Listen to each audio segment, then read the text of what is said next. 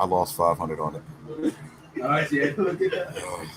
Click, boom. What's going on, faithfuls? The Nothing But Niners crew is back after another winning Sunday, man. The 49ers are now 2-1. We advanced, fellas. How are y'all feeling, man? Let's start with Nick. Where did Nick go? I don't know what he's doing over there. Let's start with Nick. What Nick, up? What up? What's going on down there, bro? How you doing, man? I'm chilling, man. I'm chilling. Look, this was no close game, boys. I told y'all I told you we was going to struggle. I don't know about struggling, bro. Man, we struggled in the first half. Stop acting like we didn't struggle. We was up by 10 points, and then they flipped the switch in the second half thanks to the defense. So let's just keep Thanks it to my wings. Thanks to my wings. I got my wings in the second half. That's what it was. Right. My wings in the second half. I didn't realize up by 10 points is a struggle, though. It's not a 49er old-fashioned beatdown. Like, you know what I'm saying? You're going against a weak team. It's not blowing them out in the first half. Bro, I said that we were going to dominate the Packers a couple years ago when we played them, right? We blew them out. Nick said, oh, I don't know. I wouldn't call that dominance. But this wasn't the struggle, though. But this one wasn't the struggle. Yeah, did you see what happened in this game? Which one are you talking about? Oh, the Metcalf Seattle game? Nah. Yeah. I'm watching highlight. I'm watching Red Zone, man. I'm about to see it right now. That was supposed to be a touchdown. He dropped it? No, he tripped him. That's a touchback. Yeah, no touchdown. He pulled a Leon Lett. They gave it right back to him. They gave it right back to him. All right. So listen, guys, man, we have a lot to discuss, man. Tony, how you feeling down there, man? The game is over. The dust is settled. The smoke is cleared. And I need to get a pulse on the room, man. How you guys feeling, man? What's up? Great. I feel great. I like what I watched today. A lot of positives. There's a couple negatives, but I watched the Kyle presser, and I picked up on something, and we'll get into it later, but it's very, very positive. All right, and my guy Breezy, man, how you feeling after the win, man? I mean, look, every win is a good one, right? But we still lost a couple more players here. How you feeling when this all said and done? Oh, man, I'm feeling great. You know what I'm saying? Because we leave in New York with another victory. You know what I mean? We 2-0 in NYC, just like I said we were going to be. Who gives two craps about what the score was? All I cared is about us getting the win, getting on the airplane. Hopefully no planes are crashing and we can get on our plane and we can get back to California. You know what I'm saying? Off the runway. You know what happened last week with the 49ers playing and all that good stuff. So we get back there and we ready to take on those Eagles who couldn't get a win in overtime today. So I'm great. Let's drink to that. I agree, man. All right, so guys, let's get these victory shots ready. Everybody load up. Load up. Everybody get them up. Get them up. Let me see where we at. Here we go. Salute. Salute. Oh, hey, Gold Bar. Snaps. Y'all want to get back on here. Y'all got to send us something, man. Y'all know how we get down over here. Now I'm going to open up my victory cigar here. This is another Rocky Patel for y'all for today. We're going to be cooking. I know they hating on my cigar smoke across the room. I hear y'all. It's all good, though. But listen, so fellas, all right, I don't even know where y'all want to start. This was a phenomenal game, man. A great showing by the team. Second. This is where we start, Mike. All right, let's just address the elephant in the room. Mike, Tony, and Nick, right? Let's address the elephant, all right? Nick Mullens, okay? Let's address the elephant because I know everybody's screaming Nick Mullens the God. He looked better than Jimmy Garoppolo. Now, I would say his touch passes was kind of dope. He got some touch on his passes, but that's what we're going to talk about because I know everybody's going to say he was better than Jimmy. He was this and that. He had this many touchdowns. I would say he's the first quarterback this season to throw over 300 yards. I can't say that because it's the truth. But how much is that alluded to Nick, or how much is that alluded to the design and the play calling by Kyle? Because I saw a lot of play action, Tony, that we don't get to see. I saw a lot of it, and I'm like, why don't we just run that with Jimmy Garoppolo? Why always got to be different? So talk to me about that, man. Walk me off this ledge because right now Nick Mullens look better than Jimmy Garoppolo. Before we get a single answer, I want y'all to pay some respects to my guy Symmetry because when he said that yesterday, or whatever day that was we were doing the show, everybody killed him, right? Oh, ain't gonna be no quarterback controversy. Oh, what is he talking about? That right? It was a silly, right? Except for me. Right? Yeah. And now that's how we kicking off the show. So I just want y'all to give my man Symmetry some props. Okay, I'm gonna shut up, but let's talk about it. Let's do it. I think Mullens had a phenomenal game, like you said. Okay, made some big throws at big times in the game, and touch plays, like you said. His pocket awareness was great. He stepped up in the pocket. He got sacked, I think, once or twice, but that was clearly from pressure coming up the middle of from the middle of the defense. And he got once on the outside. I think it was McGlinchey. But with that being said, I think. And I know right away, I was watching the chat earlier before we even started the show, and already people are saying, why doesn't Kyle stick with Mullens? What is he seeing Jimmy that's so much better? Listen, Jimmy was handpicked. This is his franchise quarterback. They signed him to a big contract. And not for nothing, Jimmy was 8 for 8 before he got pulled out of that game. Or actually, he was 8 for 8, and they finished 12 for 14, I think. 14 for 16, buddy. 14 for 16 before he pulled out of the game. Those numbers are better than Nick Mullens. So, yes. No, talk, baby. Talk. Yes, he had a phenomenal game today. He did throw for 300+ yards. He looked great in the pocket. But if you watch the offense, a lot of it was schemed up for Nick Mullens to make that play. Kyle moved the pocket off the play action, bootlegged him around. And how many times did you see him run that jet sweep in the first drive? Okay, I put in the chat 100%. I said something's coming off this play, because when you saw that jet sweep, you saw Reed trickle out away from the play side. So I'm like, he's probably going to come back and do a screen off of the fake jet sweep. But unfortunately, Reed got banged up. He was out of the game, and Kyle really didn't have to dig deep further to get through this game. But listen, 100%, Mullens is a phenomenal quarterback. He should be extended to be the backup, a phenomenal quarterback in this system, okay, with this type of coach. He should be extended. I would start working on an extension with him right now to lock him up to be the future backup going forward in case Jimmy gets hurt again. You solidify the backup spot, and it's all positive, man. Nick Mullens had one hell of a game. I'm proud of him, and I'm pretty sure Kyle's proud of him. In his press conference, I counted out 7 times. All Kyle kept saying was confidence in the team and the player going into the game. This team's locked in. It's not a guarantee we're going to make it back to the Super Bowl, but I'm telling you right now, these guys are ready. They're fighting. They're prepared. And it all started with Nick Mullens today. Now, before Nick responds to the Nick Mullens hype, I want to read this contribution from Lycan. Thank you for the donation. It says, all I'm going to say is I can't wait to have Debo back so teams will have no idea where that pitch is going to. He and Aiyuk are going to be a nasty combo, man. And that's not even talking about some of the other guys that are coming back next year. So, and Kyle said that in his presser. He said Debo and Aiyuk on the field at the same time gives him a lot of options as a play caller. Yeah, man. Absolutely. And then Symmetry chimes in with the $CA contribution and says, I'm just going to leave this here. It's the eyes, guy. I see y'all. Symmetry, I see you, man. I saw you, bro. I was with you. And there's one more contribution we're going to get to, and then we're going to get Nick's comment. Where did it go? 2 more. I'm sorry. Hold on. Here we go. How about them Niners from Trey Willie, $4.99? Let's go, baby! Yeah. And then there's one more $10 contribution. Where is it, man? You got, y'all are loading them up. Hold on, wait. Logan Dean, Mullens was good. Wait, where'd it go?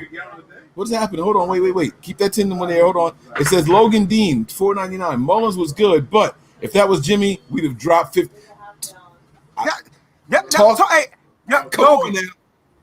Logan. I just want you to. Yeah. We're just gonna leave it there. I'm gonna leave it at that. Because I want to let Nick get his off. All right, and then the last contribution here is from Jonathan. Oh, we clicked at the same time. My bad.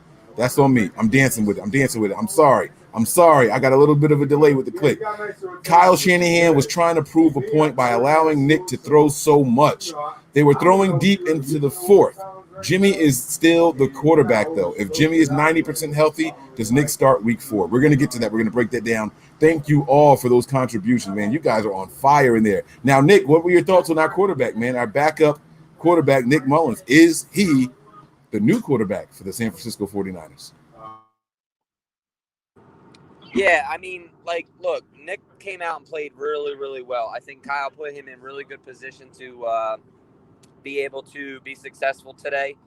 It also helps that one of their best defenders went down, and I don't believe he came back, was Peppers. Didn't come back. And when we talked to Kid Blue, he was talking about Peppers and what Peppers would be able to do on that defense. So, look, Kyle Shanahan put Nick Mullens in the right position today. The short passes, the rollouts. We talked about this on the show last night. I assume that Nick Mullens would do more rollout passes.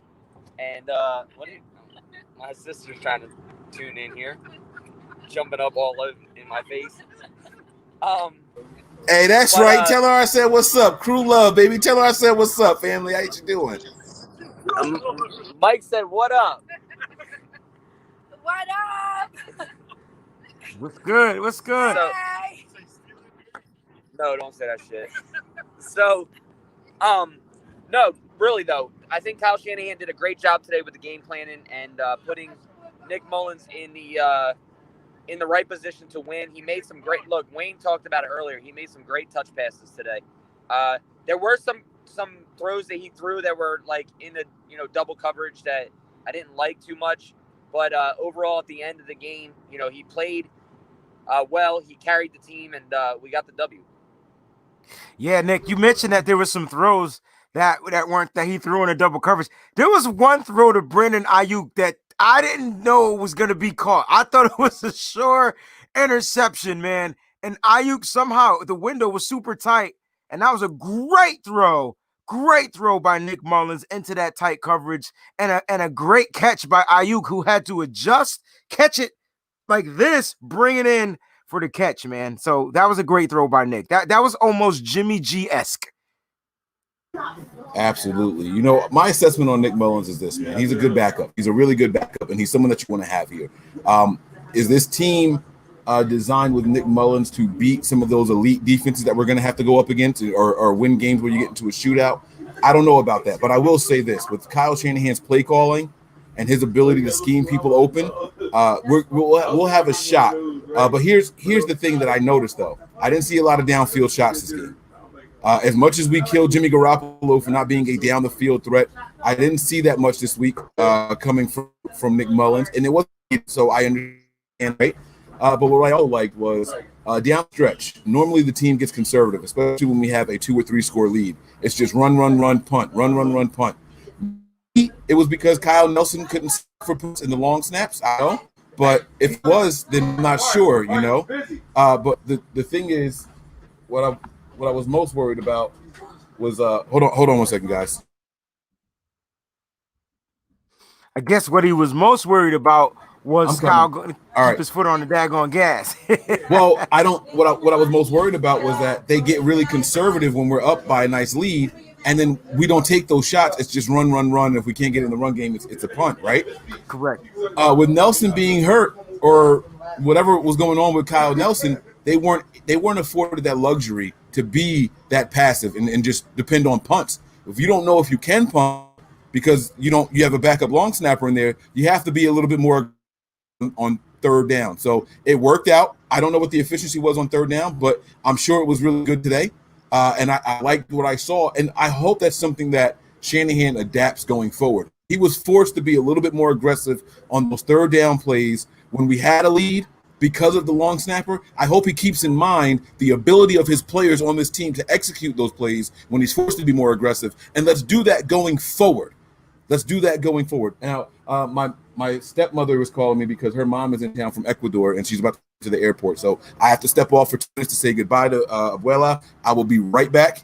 All right. So I'm going to take myself out of the chat. Breezy, hold us down. I will be back, guys, shortly. All right. Yeah. All right, guys. So that's it with Nick Mullens. Before we get on and move on with the show, man, our boy Casey left this cool contribution. Hey there, fellas. Mike Spurner, fastest player. Nice Sticks Nick, biggest hit of the game. Breezy's most hyped player. And Tony's MVP by salary, though. By salary. So we definitely going to get into that a little bit later on in the show. Thank you for the contribution, Casey. You know what I'm saying? We appreciate that. Listen, man, we spoke to you guys about halftime. Halftime was looking blah. We went into halftime with a 10-point lead thanks to Fred Warner's interception, because it was a 7-point lead. Fred Warner's interception got us the extra 3 points or whatnot, even though we should have had scored a touchdown. What did you guys think? Remember before coming back on the show, we said, hey, Mike said, yo, is the offense or the defense going to, make a step, take a positive step? And we all said both. And Mike said not the defense, but definitely on the offense. We watched the offense turn up, but the defense held them to 9 points. Let's talk defense, Tony. Let's talk defense, Nick. Let's go. I agree with you 100%. The defense did take a step up, and to be honest with you, I was very impressed with the defensive line today. Very impressed. They were constantly in the backfield, forcing them to step up in the pocket and try to run out. The run game was non-existent for them. The leading rusher was the quarterback with 40 yards. 2 of them were design plays. There were RPOs. I think Kinlaw had a monster game, like we spoke about earlier on the pregame show. Ansah got pressured. Deion Jordan, sack and a fumble recovery. Kerry Hyder, again another sack and a big play. So there's all positives on this defense. Fred Warner is Fred Warner, man. The guy's a playmaker. He doesn't let stuff get behind him majority of the time. He's great versus the run. He's a great leader on the field. And most importantly, I really want to get into this because we talked about this earlier. Jason Verrett, I think, played one hell of a game. They tried him deep on one play, and guess what? He was right in Slayton's hip pocket. So I'm very impressed with that. Hopefully he can continue to ascend and stay healthy and stay on the field and contribute to this team down the road in the season. Nick? Defense, baby. Talk about it. I don't know if Nick's ready. Here we go. Sorry, it's hard to hear you guys. Look, man, I totally agree with Tony, man. You got to give props to Jason Verrett today also, man. Jason Verrett played a hell of a game. Other than that one play where he got hit, I believe it was a holding or a PI. Jason Verrett played a hell of a game. The defensive line came up big today. I mean, they were pressuring all day long, right? And this is what we expected to see of these guys. How well is Deion Jordan going to play? How well is Ziggy Ansah going to play? How well is Kerry Hyder going to play? Eric Armstead, right? And we said that if they can't dominate against this offensive line, then that's going to be something that's going to be scary for going forward, right? Look, they were in the backfield all day today. I mean, Tony touched on it. Top rusher was Daniel Jones for 42 yards, I believe he said. 49. 49 yards. So, look, I mean, the defensive line did its job today, right? Deion Jordan played out today. He played a really good game today. Jason Verrett played a really good game today. Fred Warner is just getting better and better each and every game, right? Juan Alexander, I'm still worried about, man. I'm still worried about this dude. So, but, that's for another conversation. Look, for the most part, though, this defense, we're talking defense right now. The defense stepped up today. K'Wan Williams had a couple good plays on design blitzes, things like that. But overall, man, I was impressed and happy with the way the defensive line played today. And I love the Nick Bosa sack celebration, right? Showing love to Nick Bosa, right? So Kerry Hyder says, he did the Nick Bosa celebration or whatever, and he says, look, I'm always trying to let him know that we're always thinking about him, blah, blah, blah. That's a big shout out to him and this defensive line as well. Yes, sir. Yes, sir. Mike. Did I hear when I came back that the word that we use to describe Jason Verrett was balled out? Is that what I heard? That's what you heard. I think Jason Verrett had a great game today, to be honest with you. I mean, on some of the plays, I mean, that one play, the one penalty, yeah, that was a stupid bonehead mistake. But other than that, man, like when he had his opportunities, he was in the receiver's hips. He was making great plays, getting his head around, putting his hands up, and doing his job. I think he balled out today. All right. Mike, your thoughts on that right. on that long D today, man? Your thoughts on the D, baby? Hey, that D was longer than what I saw in that last episode of The Boys this week, bro. Listen, And if you watch The Boys, you know what I'm talking. If you see I know what episode you're of The talking about, Boys, bro. you I know know what Breezy you're talking about. had fire. Bro, Breezy, let me see. bro, your whole, Breezy, let me see. That hat on point. Oh, okay. All right, I'm liking that. I'm liking that a lot. Can y'all hear me? Are we good? yeah, you good. You was just choppy for a second, but we good. You good. Yeah, I'm down here in the basement. I'm not right next to the router, and I'm in my pop's house, so I apologize about that. But no, I was very proud of how the defense performed, man. You know, when you're third, fourth, fifth string guys, these guys dug deep. They dug deep, man. They fought hard, and you know, Nick mentioned something where he said they were doing the celebration of Nick Bosa. Those guys went out and they played inspired for each other. This wasn't about let me go out here and do my job. Let me go out here and secure a position for me. This was, hey, you're down. I got your back. This is what today's game was all about. And again, I know it was the Giants. People are going to downplay it. You know, people are going to say, oh, well, the Niners haven't played anybody yet. The one good team they played, they lost to. We're going to prepare to hear all that stuff throughout the week. But you can only play who's in front of you. You can only play who's in front of you. And the Niners did that. They handled us. I think that's absolute bullshit because you know what? We're short all these guys. All right.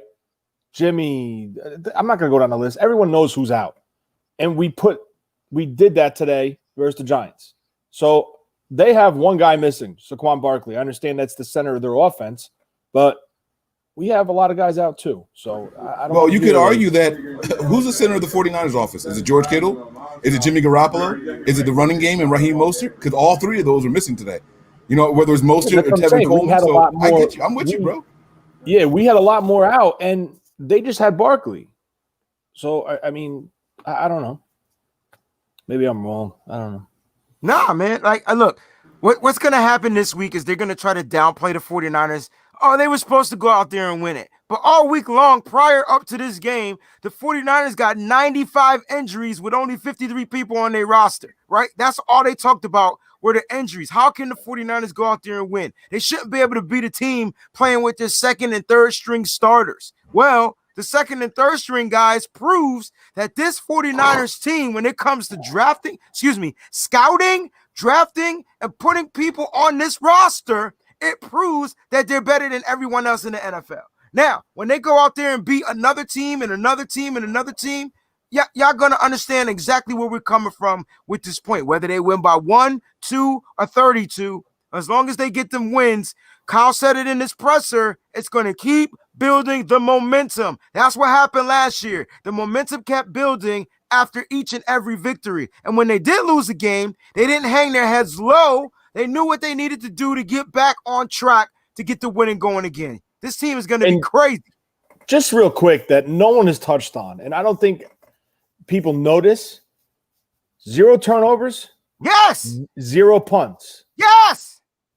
For a team that's missing. Wait. One more. Let me. No, we did not. We didn't punt. But let me give you one more stat to throw on top of that. The Giants did not get into the red zone all game long. Correct. So for a team, you know, missing all the pieces, that's pretty freaking impressive, in my opinion. I don't know about how you guys feel, but I think that's really impressive. And take the team away from it. Credit to Kyle. Credit to Saleh. Look at these guys were so damn prepared, focused, and mentally ready. And it's insane. It's very great, very, very good job by the coaching staff of the 49ers. Hands down. You want to know why I thought we punted? I'm sorry, guys, because our boy Mitch Wisnowski got face masked, but that was he was a holder at that point, you know, from a bad snap by Kyle Nelson, and he was trying to make something out of nothing and ended up getting twisted around. That's why I thought we punted. My apologies. We did not punt. 0 punts. Yes, correct. Yeah, so we had a contribution up on the screen earlier from Joseph D. Said Aiyuk and Kinlaw are looking like they're paying off 2 for 2 in the first round, man. Yeah. That's what you want to see, man. Those guys both played a hell of a game, man. I was very impressed with both of them. Aiyuk, man, a strong second half, man. That's what you want to see from your first round guy. Special. He's going to be special, I think. You know what's crazy about that, though, when you think about it? Aiyuk, Depot was a second round pick, and Brandon Aiyuk was probably a second round pick that the 49ers traded back in the first round to grab. No, they had a first rounder. We had 2 first rounders that last year. They traded up higher. That's what I'm saying. They traded up to get him at a higher pick. You get what I'm saying? Opposed to waiting toward the end of the first round, right? But all I'm saying is, if they're nailing these wide receiver picks, right? They're nailing these wide receiver picks. They can probably always add a compliment receiver, right? Pick up somebody off the street or whatnot, get them to perform or do whatever. That's gonna say a lot to how far this offense is going to be going into the future. Like, it's going to be crazy. So don't expect them to draft any more wide receivers unless, because I think they know what they got. The only thing we don't know yet is what Debo and Aiyuk is going to look like on the field at the same time. But the shout out to Kyle Shanahan for saying, when we line Aiyuk up in the X, that means he was the number one. When we lined him up in the X, I'll say it again. He was the number one. When we lined him up, he proved that he can go out there and make plays. And that's going to be great. I don't want to toot my own horn or nothing, but we had a couple of debates after drafting this young man about if he was going to come in to be a day one starter, a number one wide receiver. And I said, and I quote, you don't trade up in the first round for a wide receiver to let him work his way into the lineup. They will find ways to put the ball in that young man's hand. He had 3 rushes before he had a reception today. Correct. But let me ask you something. Do you think it's because of the injuries to Debo, Jalen Hurd? Do you think it's because of that? I do, because I got news for you. Jalen Hurd was going to have that role because we all said it last year. When Jalen Hurd came back, he's going to have the role like Debo had with the sweeps and the jet sweeps. So I'm just saying that. Personally, and it's a good question, right? And it's a hypothetical. We'll never be able to answer it. But personally, I don't. I have maintained, and keep in mind, I said this when we were expecting Debo to be healthy, when we were expecting Hurd to be healthy, that this guy was going to come in here and be that guy for this team. The reason I said it is because we traded up in the first round for him. Forget everything else. This guy is 2 draft picks in 1. That's what he is. He's 2 draft picks in 1. So they really, really wanted to do something special with this young man. I didn't think that they were going to wait and say, let's develop him. You have a playmaker, you let him make plays. He led college with yards after the catch last year. He was the slant guy. What does Kyle Shanahan do with his offense? He runs slants. You go out there, you see the perfect match for your guy, you go and you get him. And that's what Kyle Shanahan did. So I understand what Tony is saying, and maybe it's possible. I can't prove that. But here's what I do know. He's healthy. He's wide receiver 1. Yeah, it is what it is. Man, no disrespect to the guys there. Listen, I had Kendrick Bourne having a heck of a game. I mean, and he was. And then Brandon Aiyuk stepped up in the second half and took the reins. But it has to do with play calling, though. It has to do with design. He saw that mismatch in the offense. The defensive player was playing back on him, and he ran slants all day and was going across the middle. He also made some tough catches. Brandon Aiyuk is going to be a problem in this offense, and they're not even at full strength yet. And let's go back to the runs. Tony mentioned those 3 misdirection, wide receiver type runs. The first one was to Brandon Aiyuk. What it did was it loosened up the defense. The second and third time, they ran passes out of them joints, right? So I can't wait to see what the formation is going to be going forward. Let's talk about some negatives on the offensive side, though. Let's talk about – go ahead, Mike. Before we do that, let's get to these comments that we have here. Oh, my bad. He says – Sean Shepard here says, Mike, you need to smoke a cigar just like we smoked the Pee-wees. Told y'all we would smoke them. What's up with Nelson's, guys? That didn't look good. Oh, he didn't look good. Right. I have no idea what's going on with him. I have a lot of theories, but I don't want to put them out here right now. Nelson has gone through a lot the last couple of years, from suspensions for PEDs and stuff like that. So we'll have to see what happens. I don't know what happened with him. Hopefully he gets out of his head. One thing I will say I saw that I liked, after they benched him and they put in was it Brunskill? Who was it that was doing the long snaps after that? It was Justin School. After they put him in there, it was a successful snap. It was clean, good hole, extra point or field goal, good. He was on the sideline cheering. So he's not checked out mentally. He wasn't in the corner beating himself up. Oh, I failed my team. All he could do was go out there and cheer. So that was good. We'll see what happens. We'll keep our eye on that. The other contribution here is from Callie, and this one says, we are the deepest in this motherfucking. Let's go. bro. Nobody. Never mind. I'm not gonna say it. I'm around people, but pause. Who's deeper than the Niners? Nobody. I don't think depth is key, but I don't think they understand the value and the depth that we have.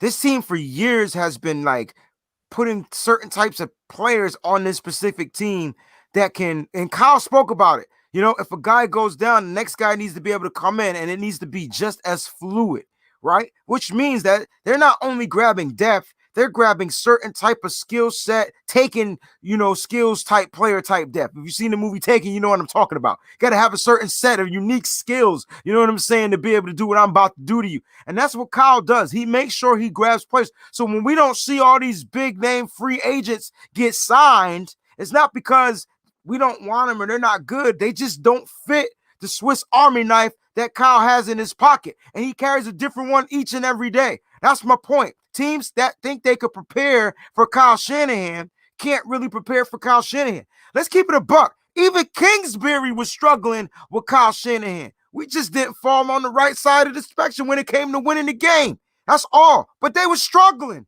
That defense, that Chandler Jones, that whole, all those Pro Bowl players on defense. He had Patrick Peterson's head turned around. Luckily, it hit the ball, just hit him in the head, right? If not, we win that game. So all I'm saying is Kyle is the king of Swiss Army knives. I love to go inside his little, glass case and look at all the different Swiss Army knives he has, because some of them aren't the same. You know what I'm saying? One day he might just pull out the big old machete. Another day he might pull out the Chucky knife. Who knows? But I know he got Swiss Army knives, man, and it's crazy for the pieces that he has on the team, man. And I can't wait to see what next week is going to be like. You know why? Because we don't know. We don't know. You're absolutely right, Breezy. You're on fire over there. And we got a question here from your girl, Melissa. She says, Mike, before the negative, who was better, Aiyuk or Kendrick Bourne? Now, without looking at the stats, I have it a tie for today's game in particular. Bourne had that one drop that I was a little upset about in the first half, but he came back good. And I'll be honest with you, they started running some plays with Aiyuk in the second half. I don't remember what play. Oh, it was that slant. It was that slant. That was the first play that got him going. Yep. Right. Then they did another one to him from the other side, and then here comes another one. The third one, I was like, yo, Aiyuk is going crazy. And then when the receiver got up, it was Bourne.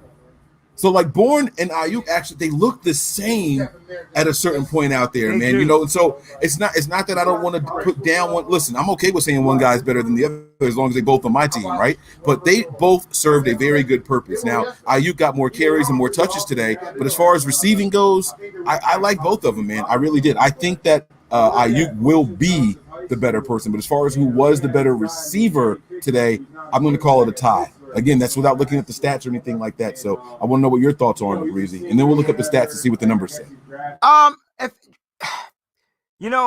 It's hard to really pick between the two because they both have productive moments on the field. And, Aiyuk had a nice tough catch, but Bourne had a catch that should have been a tackle right on the catch and broke the catch and broke the tackle and duked the dookie duke and hit him with the stiff arm and was still and got up smiling. So, man, but I'm with you, Mike. I call it a tie, but let's go to the stats because the stats is going to say just a from top. All right. So we got Brandon Aiyuk. We're only talking about receiver, right? We're not going to factor in Brandon Aiyuk's rushing because it's not fair because Kendrick Bourne will never rush with the football unless he picks up a fumble and still probably get 1 yard. All right, here we go. Brandon Aiyuk. He had 5 receptions on 8 targets. So he was 5 for 8, if you don't know what that means. And if we need to do the math, we'll break it down with the calculator. He was 5 for 8. He had 70 yards. His longest catch was 20 yards. Kendrick Bourne. That's 62.5%. So 62.5 completion percent. I got you, bro. And that, by the way, I think that's 14 yards a reception. Go ahead. That's 14 yards of reception. But here we go. Here we go. Here we go. But I'm the domino. Got the fat back tracks on the yay. Kendrick Bourne, 4 receptions, 63 yards, 15.8 yards of average. That's what he does. That's Kendrick Bourne. How many targets? 6 targets, which means his percentage should be higher. Would you please do that for me? I don't know. 4 for 6 is higher than 5 and 8 now. 66.6%. Bourne had a better completion percentage. It's slightly better when you're looking at the completion percentage. Slightly better. Now and more yards per reception. And more yards per reception. And by the way, Aiyuk's specialty is yards after the catch. So I mean, look, calling the tie is you're not wrong. You can't go wrong. You can't go wrong with calling it a tie, man. It's only fair. Did I just start singing Domino, bro? Bro, I was ready to start singing. Here we go, yo. Here we go, yo. So what's that? But I was like, nah, let me chill. I took it to the West Coast. My bad. I was on that Domino. All right. So yeah, man. Woo. Look. It's gonna be crazy, man. It's gonna be crazy. Shout out to Trent. Let me just go down the receivers, man. Let's go down some of these receptions, yo. I'm gonna start with the wide receivers, right? So Brandon Aiyuk, Kendrick Bourne. Next on the wide receiver list, Trent Taylor had a catch for 20 yards. He took a nice little crossing route and got skinny real quick. 20 yards, 1 target. He 1 for 1. He the best receiver on the day. Strong hands, though. Strong hands by him on that reception. That was a great catch. And he 100%. You know what I'm saying? He was 100%. All right. Mohamed Sanu, 1 target, 100%. 9 yards, 9 all the way across the board, except for that target. Yo, these guys made plays when the balls were thrown to them, and that's what we're looking for is production. And Nick Mullens was definitely Jimmy-esque. He was spreading the ball around. Let's get to the tight ends. That's next on the chart. Tight ends. All right. Ross Dwelly at the half was leading the 49ers in receptions with 4 receptions for 49 yards. He finished the day on that, 12.3 average. 20 yards was his longest joint because he also said, get off me, and broke a tackle and started running with that joint. We already know about our guy, Jordan Reed. Can we keep it a buck, Mike? Jordan Reed was going to be Nick Mullens' favorite target in this game. It's clear and evident. And if you didn't hear Kyle Shanahan say that, he let us know that Jordan Reed was definitely a heavy dose of the plan on today, because that was going to be Nick Mullens' crutch if he couldn't get out, make certain throws, guys. So Jordan Reed, what I like? I know you're still going, but what I like about all this was that when someone went down, when something went wrong, the way the team adjusts, the team bounces back better, right? Like in game, when Reed went down, it seemed like we weren't dependent, and all of a sudden we were spreading the ball around more. It seemed like Nick Mullens became more decisive. No more snap the ball and throw to this guy. It seemed like the preconceived plays were already gone. Like it was just, all right, let's go out here and play some football. Let's play. Scott Beatty has a $5 contribution. Aiyuk's arms are crazy. He pulled down some great passes. Yes, he did, man. Absolutely. Thank you for that contribution. There's another one here from William Killer. It's crazy. It's crazy, Will. It's crazy. Like, I'm sitting up there watching it. I tweeted I was going to watch that joint, and you see I didn't retweet after the episode, right? My man said The Boys, season 2, episode 6. LOL, bananas. Bro, if they don't watch it, they're never going to understand what I was saying about it. But the deep for the Niners today was good. Long. All right, I'm done with that. I think there's one more contribution I saw in here. Let me see if I can find it real quick, and then you can continue with the numbers for the receptions today. Because let me tell you, man, how many incompletions did he have today, man? Because I saw 2 drops on the day. He missed, who incompletions? I know. Bourne dropped one early in the game. You talking about Nick Mullens? He was 25. He was 25 for 36. 25 for 30. Okay. So he had 11 balls missed. Brian Sinat says, confidence building, win by a team full of character. Even the walk-ins are showing it. Love the type of players Lynch is signing. We're going to talk more about that, B. I promise. We're going to talk more about that, Brian.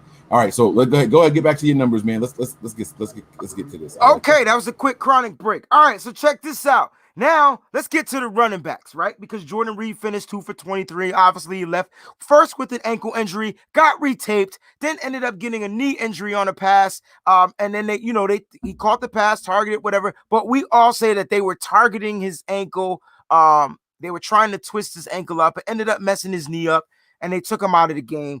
hopefully for precautionary measures. Kyle says he's optimistic about it. Doesn't feel like it's going to be something that's going to keep him out long. So hopefully Jordan Reed will be back, which is a good thing. Good thing is it's not a concussion and it's not an ACL injury for what they know of right now. All right. That's a good thing. All right. The running backs.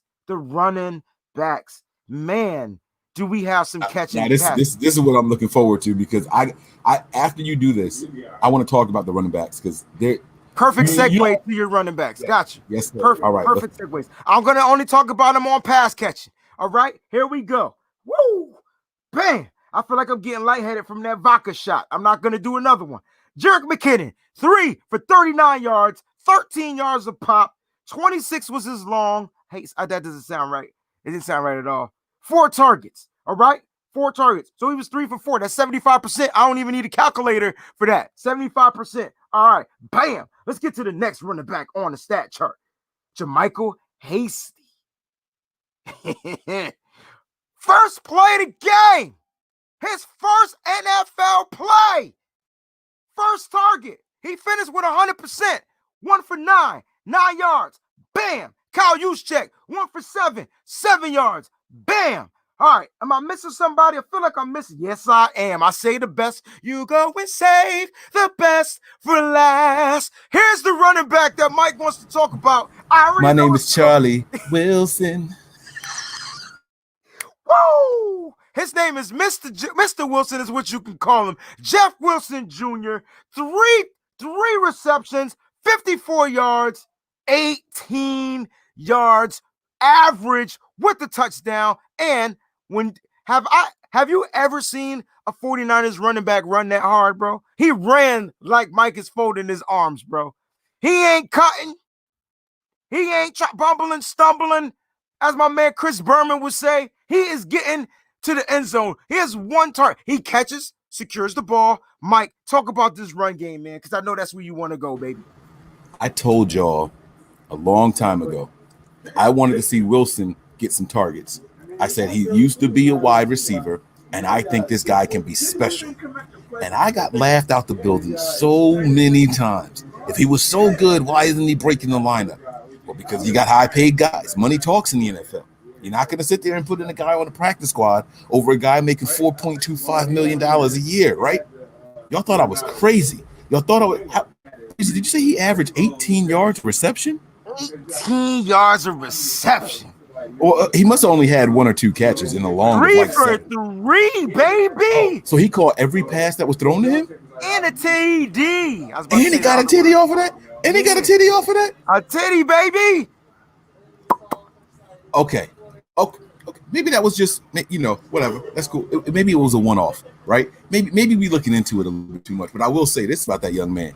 When he got that ball in his hand, right or wrong, he was decisive. He got the ball in the game. You hand him the ball on a run, he hit the hole so hard, it was blowing it up, man. He exploded through the hole. This is sounding bad, but let me tell you, that young man was decisive. He was explosive. I mean, what is there not to like about Jeff Wilson Jr.? Can you find me a flaw in this young man? And he blocks, and he can block. Come on, man. I don't understand how people still don't like Jeff Wilson Jr., man. I loved it. It's not that they don't like him, bro. That's not what it is. That's not what it is at all. What it is what you said it was at the very beginning before you started talking about Jeff Wilson Jr. Jeffin Wilson. Yeah, I called him Jeffin Wilson because he's a iffin. Listen, Jeff Wilson Jr. doesn't, you're paying a guy $3 to $4 million a year. Okay? You got to get your money's worth out of these players. God forbid, if an injury goes down, you're lucky to have a stash. We talked about stashes on a couple of episodes ago when you got to dig into your stash. You don't always want to go into your stash, but sometimes on a rainy day, you know what I'm saying? The bank accounts ain't working right. Sometimes you just got to dig into the stash, baby. And it's okay to go into the stash, baby. I don't know why I'm so hyped right now. It's got to be this vodka. I can't even pronounce this joint. It start with an L. Lushkuskuskafaka. Something like that. All right? Think it's Russian. Right. This guy is crazy. Listen. all I'm saying is they dug into the stash. Now, here's my thing about Jeff Wilson Jr. and Jermichael Hasty. And you guys got to walk me off the ledge with this one, right? Because they balled out, but they got to go back to the squad because we got guys coming back. My question is, can we keep them on the squad? Because I know a team like Seattle or a team like the Rams or even the Cardinals are going to hit up. Or the Giants. Where was the Giants run game today? You tell me they wouldn't like to have one of these guys that we just ran over them with? Hey, man, Come on, somebody man. take one of these running backs, yo. That team might fall off the face of the planet, and you heard it from me. I'm just keeping it a buck. I got snipers, cuz. I got Assassin's Creeds. I know how to get down, baby. You know what I'm saying? I could get down. Now check this out. Listen, shout out to, I don't know if it's my man or my girl. I don't know. Oh, no, you moved it. He knew it. They knew exactly what I was talking about. Russian's finest, USSR. I don't know what that stands for. I forgot because I'm not in history class. But listen, this junk got me right. It got me right. I can't do shots of that no more. Yeah, no promo, man. They got to pay it. That's enough. You gave them 2 shout outs already. That's it. That's You're it. right. No promo. I ain't say their name right, though. No, that's true. That's true. That is very true. Now, wait, we have a contribution here. Let's read these. We got a couple of them here that we missed so far. Noah Hales, thank you for the contribution. Says, love the clutch Mullen plays and the step up from the new bloods and subs. Talking about the substitutes. We good. Hakuna Matata. It means no worries That's for right. the rest of your day. Come on, sing it, kid. It's a problem-free philosophy. Okay, now bring it home. Hakuna Matata. All right. Hakuna Matata. Hey, Hakuna Matata. Hey. Listen, man, it felt good. It felt good. Getting a win on the road, coming out with only 3 injuries that we know of, felt good, yo. And speaking of the injuries, I think it was 4. I missed one. All right. I do want to run down the injury report real quick because we definitely need to address this. While he's pulling that up, let me read these other contributions real quick. So he gets those ready. Scott Beatty, another $5 contribution. Wilson Jr., 4th quarter. That's all I have to say. He's Mr. Clutch.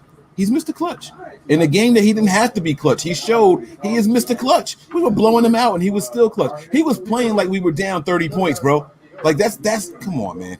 That's what you want. That's all heart. Breezy just showed you. That's all heart right there. Hold on. We got another contribution. Hold on. I got to find it. I'm trying to scroll through slow so I don't pass anything because y'all are putting these comments in here like crazy. All right, here we go. Here's another one here from my man Will again. Will doubling up on us, man. Thank you, Will. He said Jet McKinnon, Mostert, Wilson. 49ers lethal combo running backs. He says, can't stop this train. All dangerous catching and receiving. Bro, I don't even know what else to say. Let me see if there's one more. If not, then we can go ahead and get to I got one right here. Boom. There it is. I knew I would get a reaction from Breeze. Never fail, baby. I'm like 16 for 16, baby. I got you. Listen. Oh, hey, my cousin. Look, what's going on? Yeah. So the Bears, she's saying the Bears might try to sneak onto our stash and scoop up one of our boys. You know what I'm saying? But I'm gonna let you talk about that protected thing because I'm unfamiliar with the fact that Hasty might be protected, and I know that Jeff Wilson Jr. won't be protected. But the good thing is he's typically always called up. He's not on the practice squad, correct? Right. That's correct. Jeff Wilson has been on the active 53 all season, so I don't think we have to worry about that. And I'm not sure how the protection things works. We were talking about there are some guys who can go straight from the team back down to practice squad. I don't want to see it happen, man. I think the team has a situation on their hands, and we'll talk about this later on in the week. I'm just going to drop this bug now, and we'll move on from it. But I think that the Niners could be looking to trade a running back soon. I'm going to shut up. We don't have to talk about it, but I'm just going to say it again. I think the Niners could be looking to trade a running back soon. All right, let's get to this injury report. All right, so we know we got Jordan Reed with the ankle knee. Started off with an ankle, turned into a knee because he got twisted up. Mostly was out with a concussion. Didn't come back. Sure, he'll be back next week, depending on if he can clear concussion protocol. The Jet McKinnon ended up coming out of the game with a rib injury. Hence why we started seeing Hasty later on in the game. All right. So, and there was one more and I missed that one in the presser. I'm not sure, Mike, if you got it. It was at the very beginning, or if anyone else has the last injury, but there was a total of 4 that I got from this particular game. Let's talk a little bit about that, man. McKinnon's ribs. How serious does that look like? How serious is Jordan Reed's knee? And do we think Emmanuel Moseley will be able to clear concussion protocol? I just hit Mike with like 15 questions.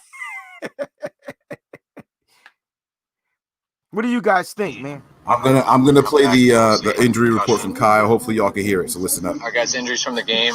Jordan Reed had the ankle and then a knee. Didn't come back. Mosley had a concussion, and Zacha had a quad. And Jed left there in the 4th with just upper ribs. Zacha had a quad and the concussion to Mosley. Yeah. Okay, that's the last guy. Right. Thank you, guys. But the special teams actually looked pretty good today, man. The Giants didn't really get much kickback on the return, man. I like special teams, man. I like the way they were looking, man. I like seeing Moore out there. Moore was out there killing it. And what's the other guy's name? Marcel Harris, baby. Harris, that's it. Yes. Here comes the boom, booming, bouncing. He was laying down the hits, baby. Him and Moore. Speaking of that, we talked about the defense, and we didn't talk about Tavarius Moore on his fumble recovery, and we should smack ourselves on that. The defense was all over the ball. These were young guys flying around, making plays. And if I'm not mistaken, Marcel Harris forced the fumble. Tony thinks it was did he think it was Al-Shaair? I thought it was Marcel Harris who forced that joint. And Webster was balling on special teams, Joe. Special teams was balling. 49ers on all 3 levels did they thing, man, and they pulled out with a stomping victory in New York. Matter of fact, they would have beat the Jets even by more points if they wasn't for that fluke touchdown at the end of the game last week. So they would have left New York. They would have left New York only giving up a total of, let's see, they gave up a total 22 points. 13-9 is 22. So if you take 7 points away from that, and over 80 points, yeah, and scored over 80 points, right? Yeah. What was it, 31-39? Yeah, that's exactly. Yeah. Oh no, yeah, that's 70. I'm sorry, that's 70. Yeah, but see, we should have had more. We left touchdowns on the field today, man. Oh my goodness. Hey, I know that they think that MetLife Stadium owned the Niners because of all the injuries. That's our house now, bro. That's our house. Can't neither one of them teams over here stop us, bro. Don't tell nobody though. That's our house. I won't. We're gonna keep that on a down low, bro. Keep it on a down low. Down low, down low. All right, here we go. We got another one in here from Fabian Mendoza popping up right away. Niners, baby. Backups holding down the fort. Where's the gold bar, fellas? Listen, Gold Bar got to highlight us. We're working on something with them right now. We're waiting to hear back from them. They have to be a little bit more aggressive, man. They missing out. In the meantime, we over here doing our own thing. We holding it down. The victory shot's on deck, but it's not the Gold Bar right now. They're gonna have to come back and highlight it. So we waiting to hear back from them. You know, it's a business thing now. Now it's business. The Niners are back to business, and so if they want to get down with the business, they're gonna have to invest. That's how it looks. That's how it works. All right. So Breezy, we talked about the injuries on here, right? I don't know if there's anything that we need to be worried about. Someone who was not listed on the injury report, but he acted crazy, was Kyle Nelson. I mean, the team potentially lost 5 guys today. I don't even know where to start, bro. I don't know where to start. I don't know what was going on with Kyle Nelson. So I was upstairs. I came upstairs, and they were like, "Yo, Mike, your boy is having a mental breakdown on the sideline. Like he's being consoled by teammates and everything." And so I didn't see it. I didn't see what was going on with Nelson. I just came out and he was done. Man. You know, well, Kyle Nelson was struggling with his long snapping today. Okay. So whatever he was dealing with mentally or whatnot, I kind of hope it doesn't come out. You know, I'm kind of hoping we just chalk it up to him having a down day. Players do it. You know, we've watched our kicker miss 18 field goals in one game. It happens. You know what I'm saying? We watch quarterbacks throw incomplete passes and throws and all of it happens. Bad days happen. And I'm hoping that we chalk it up to something like that because we definitely we're going to need Kyle Nelson going forward. We're going to need him at full mental health strength and has physical strength. You know what I'm saying? We're going to need him. He's our long snapper, and he's there for a reason. They brought him back for a reason, even after the PED issues, right? Twice. So I think Kyle Nelson is going to be fine. I know he joked a little bit about that. You know what I'm saying? On the Twitter app, saying that he didn't drink the right juice this morning. I was talking about OJ. Maybe he needs freshly squeezed with no pulp, and he had pulp in his juice. I don't know what it was. All I know is Kyle Nelson didn't look like Kyle Nelson. But shout out to Robbie Gold for consulting that, man. Sometimes man needs a little bit of consultation, right? We need a little bit of consoling. You know, we deal with issues, man. Men are told not to cry, told not to talk about the stuff that they going through. And it was dope that another man went over there and said, listen, it's going to be okay. You know what I'm saying? It's going to be all right. We got you, baby. That's why, Mike, you saw Kyle Nelson doing this on the sideline when his boy, just to school, they did that long snap and they got the extra point off of it. I'm telling you, bro, it's going to be okay, man. I just think that he's just going through a little something. We don't know what it is. Could be an injury. We don't know yet. I'm hoping it doesn't come out. I know I'm right, outsider. We don't know what the juice is. All I'm saying is he was just a little different today. Yeah, and as long as they keep playing inspired for each other, this team is going to be fine, man. So let me ask this question, man. I know it's a lot because we won the game and everything. It's not quite as heavy as the last game we had at Life, but what's your biggest concern going forward? If there's one at all, because I mean the reserves are coming. The reserves are coming back soon. So I'm not sure if we have any concerns.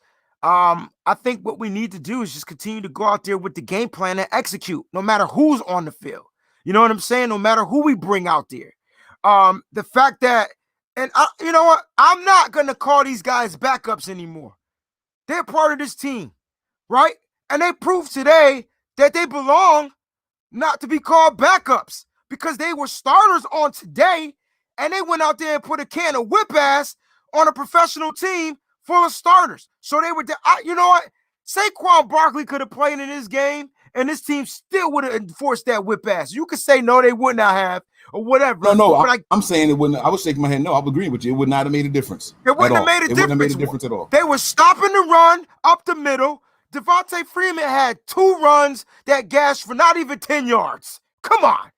The defensive line was locked and sealed. The only time the rushing was a factor was when Daniel Jones did a design run that I don't think the team was prepared for.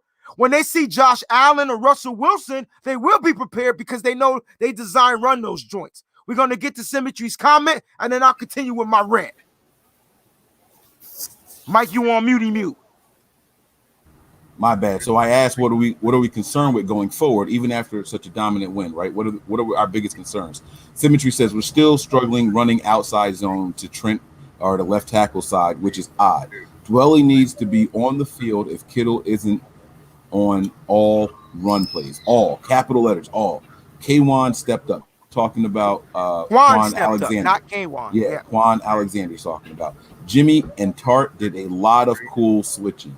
Cut Dante Pettis. He went down the list. He gave you a whole list there, fellas. Let's break this thing down here. I'm going to take the comment off of here. We're running outside zone. Who should be the top tight end out there? How you like our linebackers, and what do you think about some players in our safety? It's really odd that they're struggling on the outside zone to the left behind Trent. I'm going to try to go back and watch it and see what the issue is, but I did see it once or twice today where it got blown up in the Giants' favor, meaning they made a good play on the outside. The second one was, the number one thing I agree with is cut 18. I mean, Dante Pettis clearly gave up on blocking on a run play that got somebody caught in the backfield. I don't like that. If your head's not in the game, I understand something happened with his father. He's sick or something. I don't know. I read it online, but Quan, I think Quan did okay. He did. I like how he. How do I say this? I like his intensity, but he's not that intensity. You like the way he scrapes. They scrape. I like the scraping technique that he does. Yeah. But listen, he's not perfect. He does make plays. but he's not like what we thought he would be. Hold on one second. I'm sorry. What did we think he would be? I'm confused. There's a ton of like criticism for Quan all of a sudden, and I just don't understand why. That's what I'm saying. I think that's playing his ass off. That's what I'm asking. When we say he didn't play great, I don't understand that. Like I don't what is he not doing? He's flying around the field. He's there just about on every tackle. He's making plays. He's forcing. The first game of the season, he forced the ball out like 4 times. Yo, the ball's just didn't drop our way. Right. I don't. I think this fan base just gets a player in their crosshairs, and despite what they do, they look for the negative instead. I honestly think that's just what I'm not talking about Tony in particular. I'm saying I've seen a lot of people hating on Alexander, and I personally I don't get it. I don't get it. So I want to let Tony explain because he said he didn't like everything that he did. I do want to hear Tony's side, but I mean we also heard Nick saying some criticism for him earlier also. So let's see what Tony thinks. I just think there was a couple plays he didn't take a good angle, and on the pass coverage side of the ball, I think he did pretty decent actually in that area. So I really wish his angles would improve on a couple plays that I saw, and if they did, his overall play, if you graded him, would be a little bit higher in my opinion. But I do think, and I think someone just posted it. I think it was Symmetry, matter of fact, something about taking away the first read. I did notice that where he was looking, Daniel Jones was looking at a flat route, and you see, like, Quan Alexander just shoot out into his like zone's responsibility where it was hooked to flat. So I think that side of it I do like as far as pass coverage, but he's got to still work on those angles. There was two right off the top of my head. I know when it was I think it was Freeman, where he kind of went off tackle a little bit, then made a cut, and his angle was just not there. I'm talking about Quan Alexander. That is. Okay. I mean, Freeman finished with 10 yards. But on that play, I guess he got to be better. I'm not saying he's the best. I just don't think he's bad. Right. Like the people were making it seem like he's the worst linebacker we have on the squad. Not you. No. He's not the worst. No. I think he falls into the category of sometimes overthinking a little bit, or maybe sometimes being maybe a little too aggressive, shooting up the field instead of like taking that 1 second and like trying to read the keys to process it. Right. Yeah. Like that. I think that's his main issue as far as versus the run, because he's always looking to take your head off. So if he's maybe over aggressive, it could be that as far as processing it, like Wayne said. So, I mean, he's by far not the worst linebacker at all. I really like him. I like what he brings to the team on the defense as far as intensity, but without the crowd, you really don't see that. I wonder how much of that, Tony, is affecting his play, because he definitely vibes off of energy. Yeah. He feeds off the crowd. That's the type of player he's got to get over it. He's got to get over it because let me tell you who brings energy with or without the crowd. That boy Fred Williams. Fred Warner. Don't give a. I mean Fred Warner. Fred Warner don't give a damn about the crowd. Different mindset. I get it. It's weird though, because it's like even when I perform, you know what I'm saying? I'm out there doing my thing or whatever. I always bring the energy, yo. But when I got a crowd there, it's like, and they giving you that response, that feedback, you know what I'm saying? They rocking and vibing with you. My energy is just like on another level. Like I could go Super Saiyan real quick. I think in order for Quan to go Super Saiyan, he's missing that factor. But everybody's different, Mike. So Fred Warner might could go Super Saiyan in his own self, whereas Quan might need a little bit of crowdness. You know what I'm saying? A little bit of crowd to help him get going, bro. And let's be clear here. That big Jones run that he had, that was a design run. That wasn't just some scramble that broke there. That was a design play with misdirection included in there. So it was supposed to cause all linebackers. I don't know if it was on Quan or not, but it caused all linebackers to hesitate and look at the backs. It was designed that way for a reason. So I can't blame these guys for doing their jobs right. I think Jason Garrett did something kind of interesting, and I expect to see other teams do it. Jason Garrett saw how this team struggled against the zone read with Arizona, and he put that sprinkle in, and the team still struggles versus an outside a zone, not a zone read, an RPO offense. That's just my opinion. I think those two big runs were designed. Definitely. I mean, he did have to sell the fake to get the linebackers and the ends to crash down to get the end to get around the edge. But this team, coordinators are picking up on something, and they're going to start using their aggressiveness of the defensive line against them. So now it's really going to fall on the linebackers to scrape and get over to make the tackle. Oh, man. Whoever got the Colts defense is killing right now. Killing. Wow, Hey, They got a pick 6. They got like 14 interceptions. They are killing. It's like 30-6. They killing right now. Whoever got the Colts defense is killing. That's all I'm going to say.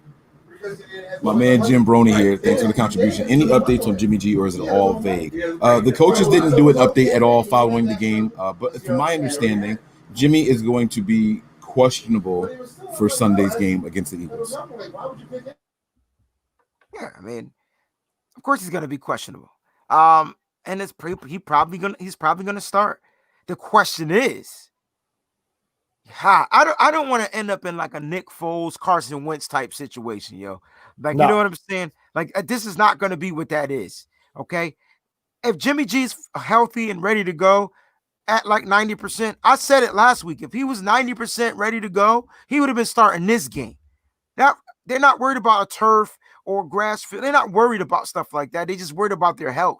And if he was healthy, I think he would have suited up. Same thing with George Kittle. I think if these guys are good to go, you're going to see the best guys on the field come the week and when it's time to play. So hopefully next week, man said I sound like the mad rapper. What's up, son?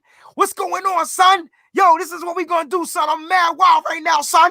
I am raspy. I don't know why. I guess, I don't know. I had to sing yesterday. That vodka burning a hole in your throat, bro. It's crazy. I feel a little hot. He's taking shots of that Russian diesel fuel over there. That's what it is.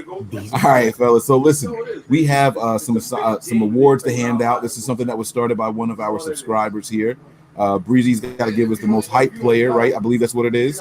Yes, Tony has to. Tony's got a tough job today because he's got to give us the player that showed the best value based off of their contract and what they did on the field. I think I know which way Tony could go, but I'm not sure. And then I have to give you guys. Oh shoot! Your hand was. And yeah, I know that's crazy, right? It's like it's in a close screen. Yeah, I don't know. I don't know, but y'all can hear me though, right? I'm not worried about the audio, the visual. It'll come back in a second. But and I have to do a what is it? Mine is the burner because I smoke my cigars. The burner of the game. So let's start with Breezy. You give us the guy that right. Yours is the most hype guy. I got the hype guy today, baby. I had the hype guy last week too, but I got the hype guy. Listen, man, my hype player goes to a guy on the defensive side. And no, it's not Quan Alexander. But I am talking about a linebacker, though. And his name is Fred Williams Warner. That's what Mike called him. Fred Warner. I think I called him Fred Williams like 17 episodes ago, yo, and that stuck with you. Yo, listen.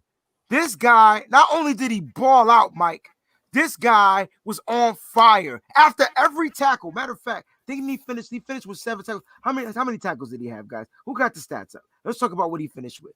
This guy flexed on every tackle. This guy was hyped up on defense. And like Mike said earlier, he doesn't need a crowd to get him going. This man was the hype man. Call him Fred Hype, Mr. Warner. That's the guy that gets my vote, my nomination, my award. All pro, right said Fred. Let's go. Talk about it, man. 7 total tackles, 5 assisted tackles, and the interception. Don't forget about the interception, baby. I'm too sexy for my shirt. Too sexy for my shirt. They don't know nothing about that, dog. He's on right said Fred on him. Okay, I hear you, man. All right, Tony, man. Who's your guy, man? This is Tony. You got a tough job because a lot of players not making a lot of money. They played big money today, so you got a tough job today. All right, listen. I think the number one guy would be Nick Mullens, but I'm not going to go with him because he's the fan favorite. He's the legit statistic favorite by stats. I'm going to go with Ross Dwelly. I think Ross Dwelly had a pretty damn good game. He finished, I think, with 4 5 catches. I don't know if Mike's got it up. Russ Dwelly, 4 for 49, baby. I know that by heart. That's what he finished with, 4 for 49. Yep, all in the first half. They didn't use him in the second half. They went Aiyuk in the second half. Yeah, I think he when Reed went down, I think he picked up that offense. He had a couple key blocks on some runs, and that's who I'm going to go with. Wow. Okay, now listen to this. Now that's interesting. I'm not telling you wrong, but Jeff Wilson Jr. had 15 touches, 69, 2 touchdowns. Yeah, it could have been a lot. It could have been Hyder too. It could have been a lot of guys. It could have been Verrett. I mean, he never picked. He had solid coverage throughout the game. It could have been Hyder. It could have been Nick Mullens. It could have been Kendrick Bourne. Kendrick Bourne's he's making $3 million, so that's kind of high. Who else? No. Yeah. Listen, hey, keep it with Will. That's a good pick. It's a good pick, man, because what's not being talked about is his blocking prowess. Exactly. He was out there and he was doing really well too. I know the run game struggled, but it would have been worse without Ross Dwelly out there today. Some more quarterback hits and pressures would have came his way too if it weren't for Ross Dwelly. So I respect that pick. I really do. Oh wait, I went on mute and I got to give you guys my burner for the game. Well, since you didn't take him, I'm going to take Jeff Wilson Jr. I'm going to take Jeff Wilson Jr. as the burner of the game. Shout out to Hasty also, who I liked also. But I think the quick decision, he put his foot in the ground and he just go. Whether it was for 5 yards on the run, 2 yards on the run, it didn't matter. When he got the ball in his hands on the pass play, that man was decisive and he was out. He was good. He was explosive with his first, that 10-yard split that they do at the combine. His 10-yard split was phenomenal today. So I'm going to give my burner to Jeff Wilson Jr. I really like what I saw from him today. Good pick, Mike. Good pick, man. I'm surprised you didn't go with Brandon Aiyuk, because not only did he burn him in the pass catching, that boy had a run, man, and he was in there untouched. I thought about him, man. He's a good guy too, but I don't know the next time we're gonna see Wilson Jr. and Good pick. Good pick.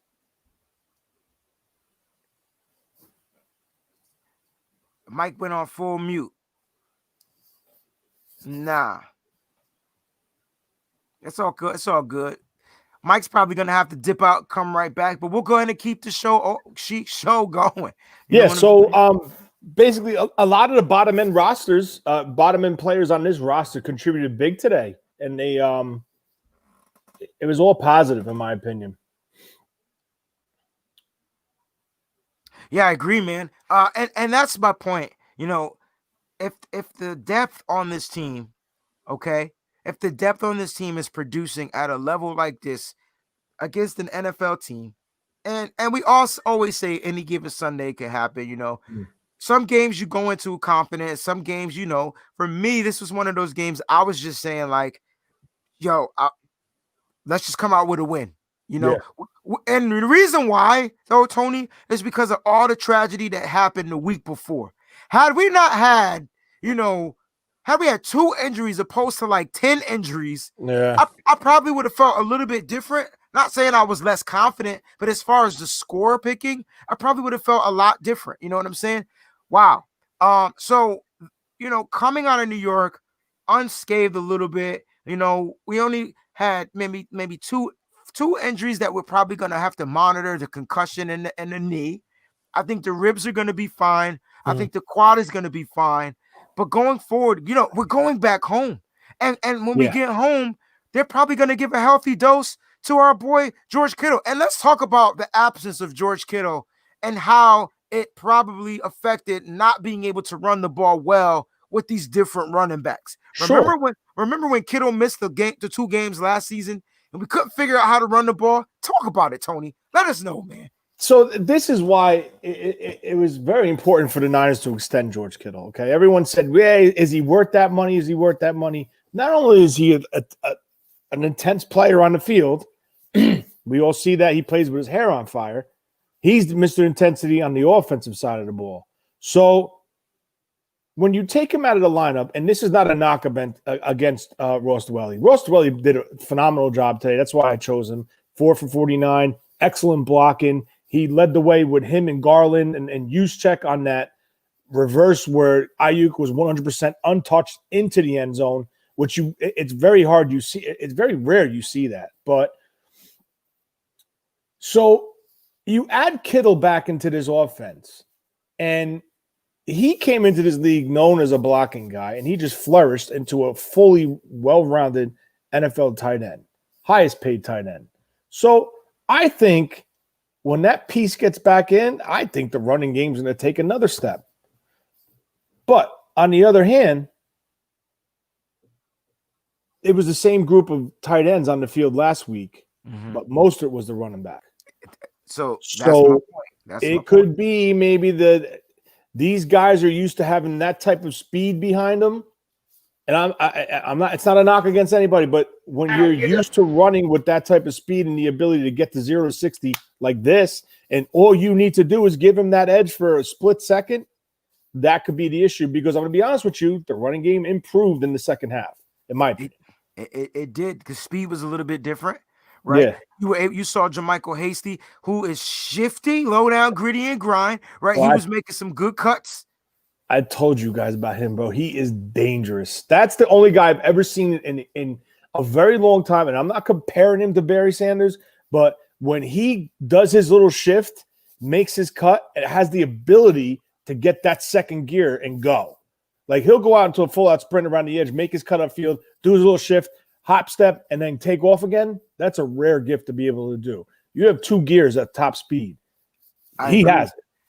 Now, I don't want to discredit what the Jet did for us, because the Jet was our every down back. He came in. He knew that he was going to be the starting running back, and he absolutely did what he was supposed to do. He had a couple of runs he was able to kind of like bounce to the outside, a couple of runs. But let's talk about how good that interior defense is for the New York Football Giants, who are pretty much plugging up those holes, man. And if you don't have a certain set of speed to get through that line as quick, and it's not that the Jet is slow, I just don't think he sees the holes. They don't, he doesn't see it as fast as the other running backs.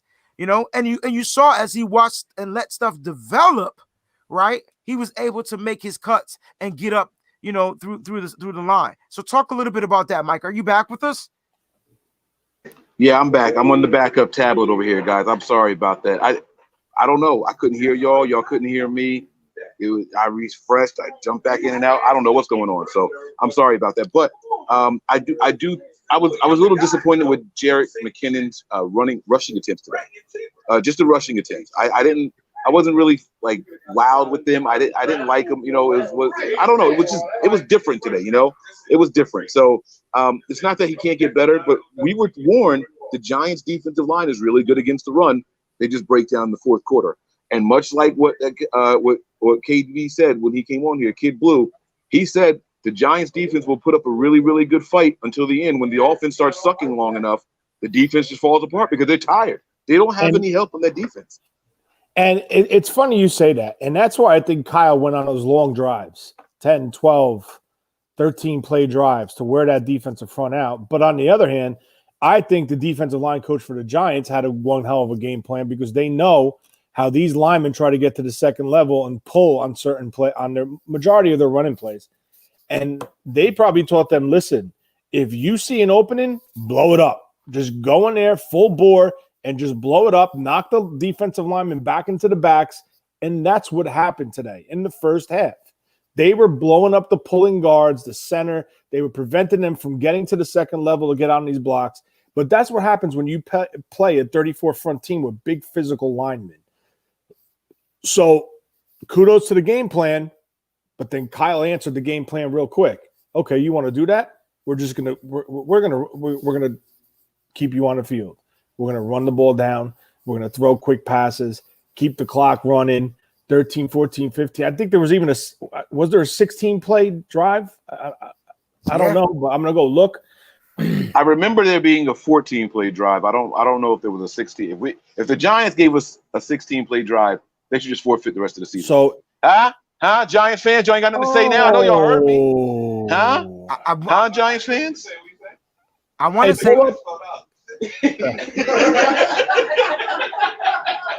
That's the Giants fans laughing off that loss. I want to say there was a 16-play drive because a couple of those that long drive, I believe we had a couple of penalties. We had to run a couple of extra plays. You know what I'm saying? So it was either 14 or 16. It was one or the two. I could be wrong. But let's get to this comment from Tony. Tony wants, from Sean, that Tony wants us to pull up something. So Sean says, Tony, isn't a 3-4 better against the outside run? Depends on how fast your linebackers are. It's not only that, it depends on how good your outside linebackers are. Well, that's if they're able to, like, if you take it back to when Fangio was here, your two outside linebackers were phenomenal at setting the edge. Ahmad Brooks, Paris Harrelson. Then they pulled in, and then it was Alden Smith at times. So I think it was even damn, I forgot the kid's name. But whatever. Dan Scuda. He was really good at setting the edge in the 34 front. But when you have a team that's not a downhill running team where it's like, man on man, just push them out of the way, and you have guys pulling to lead, if you're not quick and precise on your pulls and you leave a little gap, that defensive lineman could blow your pull up, and that's it. So it's tough when you have those big three inside to try to run it inside or try to get the edge to get outside if the linemen are unable to pull and lead. So I think they did a really great job in the first half, but then the Niners made their adjustments in the second half. Key word, they made adjustments, and you saw what happened then. Because what was the lead going into halftime? It was 16-6. We're up by 10. 16-6. That's a big adjustment they made. Yeah. Ali Bear says Kyle told reporters. Oh, go ahead, Mike. No, I was just gonna read it. You got it. You want it? Kyle told the reporters last week, as soon as Jimmy is okay, he's our guy and he'll play. I like the rhyme play you put on that. I was proud of Kyle for having Jimmy's back. Aloha and mahalo. Ali. Mahalo. What's mahalo mean? Good night? Ask her. Oh. I know aloha is hello and goodbye, right? Right. I'm not sure about mahalo. I'll look it up. Hey, Siri. He said. And Siri ignored his ass. You see that? Siri don't recognize your voice when you got that diesel in your throat.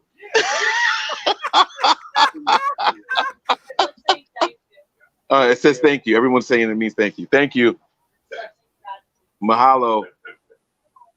Did you hear me, Breezy? Yeah. Oh, he's still asking Siri. He forced the Siri to work. Hey, Breezy, once they say no, you got to stop. It's a Me Too world. Don't do that. Okay. Let Siri chill. She said it means thank you for your information, bro. You gonna let me get my Siri off? Shoot. Yeah. All right. Stop harassing Siri, bro. All right. So listen, man. We talked about offense. We talked about defense. We missed a field goal. We missed 2 field goals. No, we missed a field goal and an extra point today. Right. So we had 2 kicks, but one of them Let me ask you guys a question for fantasy purposes. Now, does Robbie Gould get charged with missing that extra point, even though he never swung his foot? Does that count as a failed 2-point attempt? Yes. No. Yes. No. It counts. I think it counts as a failed 2-point conversion. Oh well, because once he pulled the ball up and tried to run out on the defense. No, on the kicking team. On the special teams, like statistically, it'll be a failed 2-point conversion, right? You said for fantasy football, right? What I was asking was Robbie Gould in particular, not that. Like, I just want to make sure that Robbie Gould doesn't lose the point for a kick that he never even attempted. That's what I'm asking. But does those negative 2 points go toward the defense? Is what I'm asking. It could. So if you got the 49ers defense and you missed that extra point, the extra 2-point conversion, that's -2 off the defense if it's counted like that. That's what I'm saying. Since you brought up fantasy. So B is on here. He's saying, this is Brian, guys. This is our Brian. He says that I have Robbie and I got hit for the miss. But did you get missed for the miss field goal kick, or the miss or was it the extra point? Because he missed 2, right? Yeah. He missed the field goal and an extra point. Yeah, Well, my dumb ass went on mute like Brian could verbally answer us. I muted after I asked him the question, and I'm not even drinking like that. I had that shot and one other drink earlier, so I don't know what my problem is, man. It's been a long day. Too much excitement here, and it's a lot of good football. I hate the Cowboys and I hate the Seahawks. Let me tell you something. Can we cheer for a tie in this game? no. The refs are giving no? Seattle this game. It's a shame. Oh, come on. Don't do that, Tony. They Hey, didn't guys. give him. Bro, they just tackled Ezekiel Elliott by his helmet, and they didn't call the play. The ref was standing right there. He got the first down, though. Yeah, he got it there. But the play before that, where he ran like a swing pass in the flat, he made a cut and grabbed him literally right by the helmet right here and ripped him right down. The ref's like this. No flag. Look, Jesse said I missed for the 2 points, so it must. We know that the kicking is not on the defense, but the fact that it was a failed 2-point conversion. 2-point conversion, does that go towards the defense? Is the question, George. And Jesse said he got flagged for. And Brian said he missed the point for the field goal, which is fine. I just want to make sure that the extra point didn't go towards him. That's all. All right, so fellas, man. Wait. So that's minus 5 points on that field goal? Because you get distance and the 3 points for the miss. Yeah.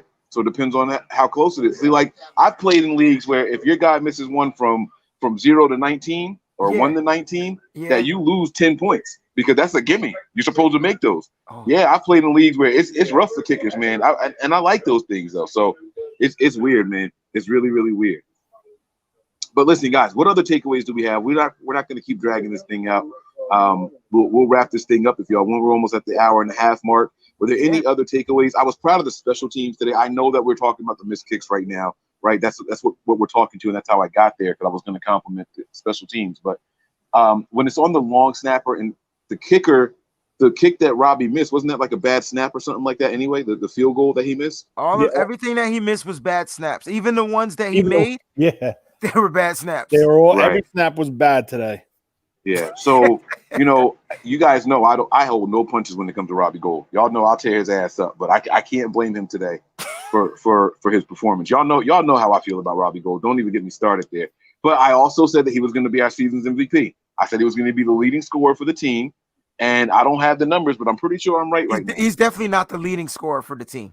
You don't think so? Let's do some research. I think Robbie Gould's the leader in points for the team right now. Let's see if there's a way to find this out now. Let's see if we can find this out here. Hold on. Let me go to stats. Hey, Daddy-O. Don't get kicked out of nothing but Niners, bro. I'll kick you out. Straight up, bro. Don't be like that. You know what I'm saying?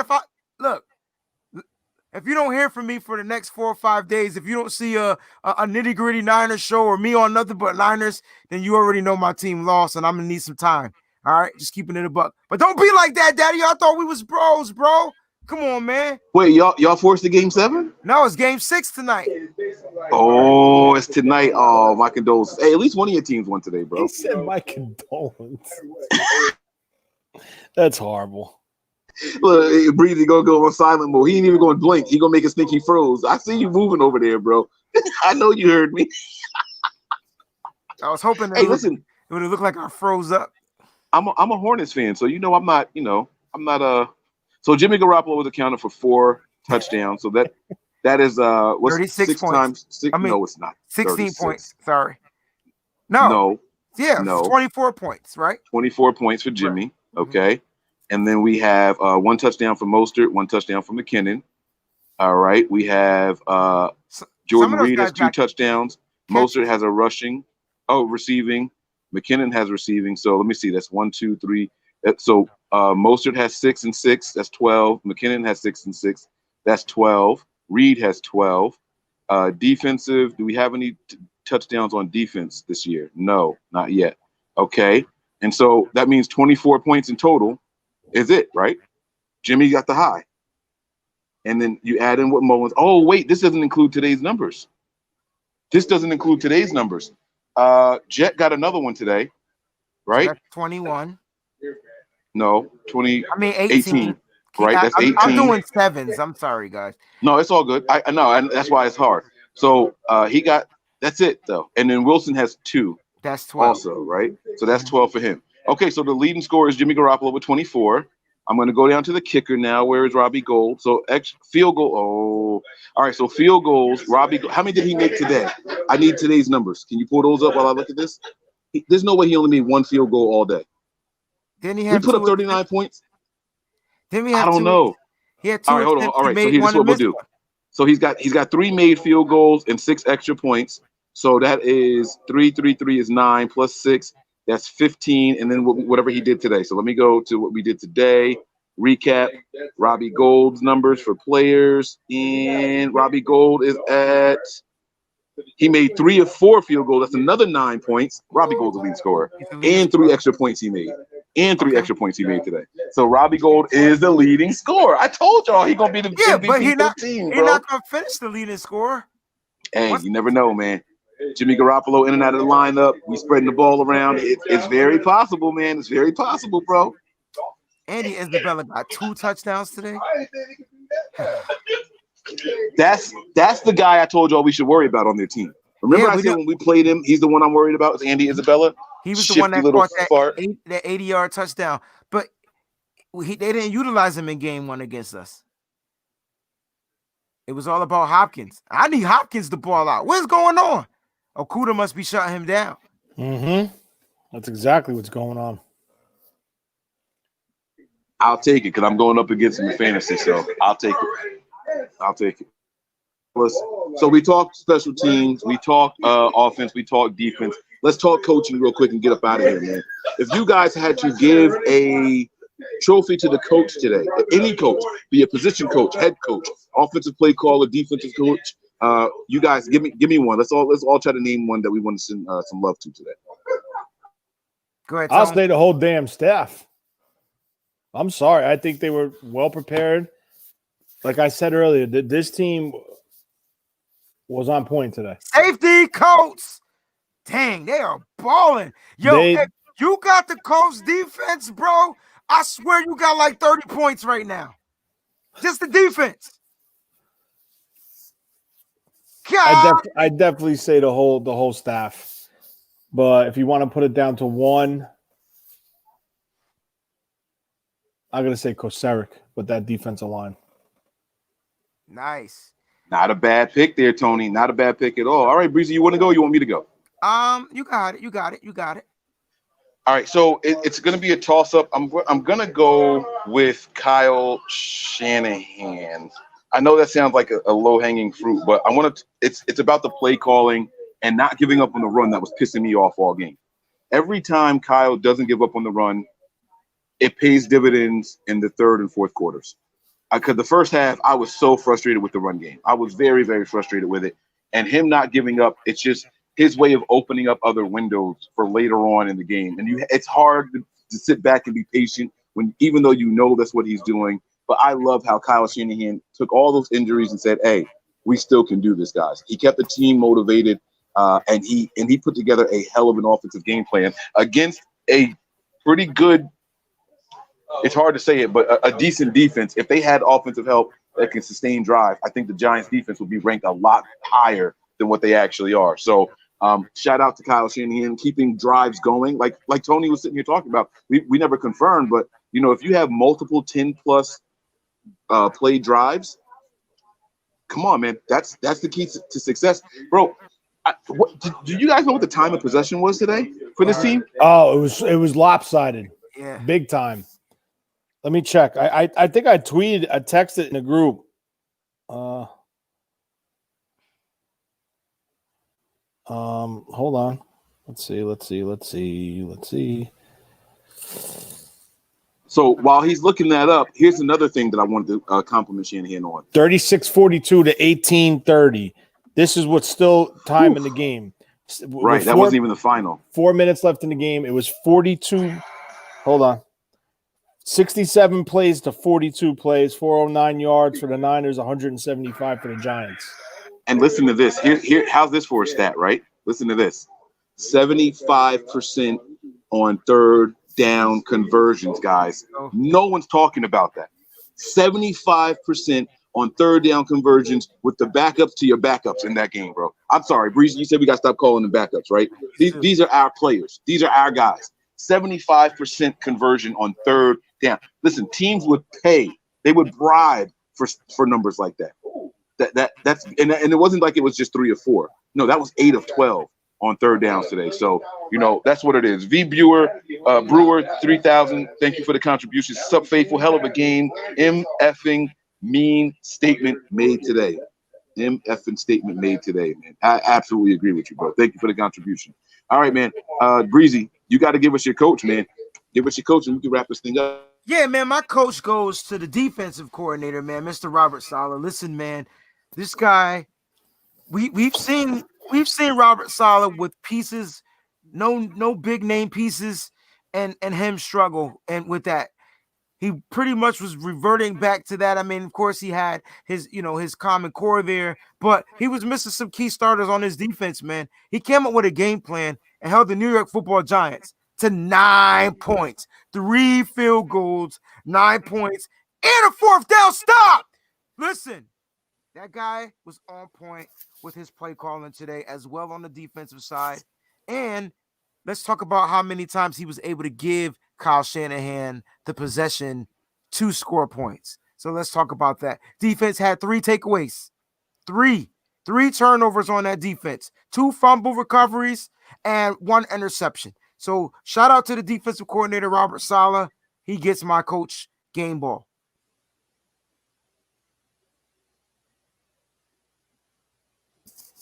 Yeah, Alden Smith is balling right now, bro. That's a good call. I like what you said there. The defense definitely held it down. Robert Saleh deserves some kudos. And as bad as the Giants have been, they didn't look this bad all year long. So that goes to say something. Back at 13 and 16 and 9. Yes, no red zone appearances all day long for that team, Breezy. Like you're absolutely right. Defense did a hell of a job. So shout out to them, man. That's gonna do it for us, man. Unless you guys have any final thoughts, we're gonna get up out of here, man. We're gonna wrap this show up. We're not gonna belabor in the moment. Any final thoughts from you guys? Yeah, Wayne. Hey, man, look, we're going back home. I'm coming home to a place where I belong. They're going back to the Bay, baby, and they're going to get it in, man. Next up, those Philadelphia Birds, the Dirty Birds, the Eagles, baby, and we're going to get another victory on next Sunday, and it's a later game. It is a late game, isn't it? Yeah, 8:30. It's a night. Prime time, baby. We prime time next week, fellas. They don't want nothing with this rock, baby. Listen, man, I can't wait to see this game. Only thing I got to do that next morning is go to work, which I'll probably be late, but it's all right. As long as we get that victory, I'll go in there stomping. You know what I'm saying? So let's go ahead, go back home. Safe flights home. You know what I'm saying? Team is going to be getting healthier as the week goes by, guys. So stay tuned for those episodes, baby, because it's going to be crazy when George Kittle and Jimmy G comes back. Shout out to Nick Mullens. You did your thing, player. I salute you, man. And another name that should be coming back. I think he's going to be back next week, but Shanahan says he's not sure. He's back at practice for sure. Yes. D-who? All right, Tony. I'm sorry. No, you're good, sorry. Man. Listen, you guys made all the points, man. Great road trip. Last year they went to Youngstown. They bonded. This year they went to Newbriar and they bonded. They're coming back strong. 2 big road victories in the same city. Never heard of that before. Back-to-back weeks. But, there were some bad things. They lost a couple guys, but guess what? This team's focused, locked in, ready to roll. Get a nice flight home, get a first day off, rest a little bit, and prepare for the Eagles.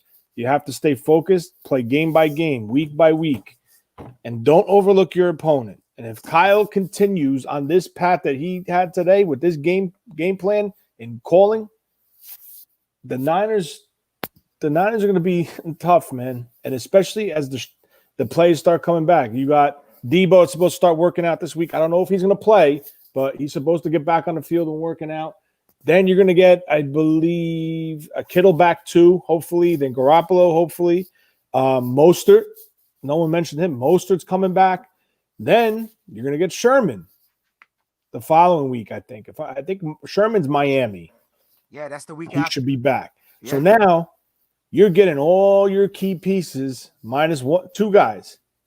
Well, 3 questionable. Bosa for the year. Tevin Coleman, who's on IR for 3 weeks. D Ford. And then you're getting we don't know the status of D Ford yet, but they're doing some ice, they're doing some medicine, they're doing some stim packs on his back to see if they can get this thing to calm down instead of flaring up on him. If it works and he's healthy, now you're adding D Ford back to the puzzle. And oh shit, I forgot Dre Greenlaw. Greenlaw's coming back. Witherspoon. So by the time where we need to start our division stretch versus the Rams, after the Eagles, then the Dolphins, we got the Rams. We should be back to strength with our schedule. With our this team should be 5-1 by the time we get down to back to division games, and that's a beautiful thing, man. The Rams took a loss today, so that's very important. It looks like Seattle's going to run away with this one, and I don't know what's going on with Arizona. I heard the Lions were killing them, and I look up and I see 2 more touchdowns for Isabella, so I don't know what's going on over there. But it's all good, guys. All we can do is worry about what this team is doing, and this team is showing that they have some fight. That first week, they just needed to get loose. They got loose. And they're showing that we can do this. This team is a good team, guys. They showed that they are a good team. We won't get talked about much because it was the Giants. We won't get talked about much because it was all the backups. But it is what it is. It's our job to let you guys know what's really going on. So that's going to do it for us here today. My final thoughts are going to be just this. Stay faithful. And let's stop arguing over this guy is better than this guy. They're all on our roster. Let's just go and hope for the best. Whoever's out there. I don't care if it's Spoon. I don't care if it's Verrett. I want good corners out there. I want good coverage. That's what I want. And that's what it's all about, man. Same thing goes for those running backs. Y'all know how I feel about Coleman. If it's Coleman's number, let's go out there and ball out Coleman. That's how I feel. So I want to see some more unity in the 49ers community. That's what I'm looking for. That's my final thought, man. You guys know the deal already. This is Nothing But Niners. We thank y'all for checking in with us. Oh, really quick, by the way, I just doing something real quick. I haven't checked on the card yet, so I'm not quite sure how we're doing. I know I lost on my personal one, but we picked some games, guys, at the beginning of this, and I did not take a picture of it. So I have to go back and log in and check on the card. But this episode was brought to you guys by mybookie.com. If you go to mybookie.com, guys, use the promo code NB9ERS. Again, that is NB9ERS, mybookie.com. Go over there, get your free, your first payment in there. They double your what's it called? Deposit. They double your deposit. That's the word I want. So your first deposit, they double it, courtesy of us. Use the promo code NB9ERS and get your money doubled right away, straight out the gate, just for showing up and putting something in there. So go to mybookie.com, guys. Earn your money. It's a lot of fun. I'll have an update for you guys on the on our ticket that we did as a team today. I'll have that for you guys on the next show. So that's it. It's going to do it for us here at Nothing But Niners. You guys know the deal. Let's get up out of here, fellas. Prepare for glory. Anticipate pain. But always remain faithful. We out. Peace.